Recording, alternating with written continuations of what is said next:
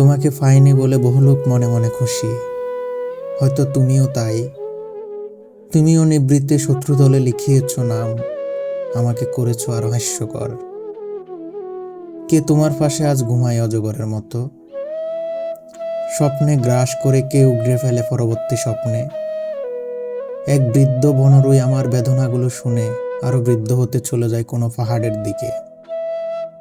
একদিন পাথরের মধ্যে থেকে আগাতে আগাতে যে দেবীকে ফুটিয়ে তুলেছি, তার দুপায়ের পাতা অর্ঘ্য বেদনায় ভরে দেব বলে ঢুকেছি অরণ্যে।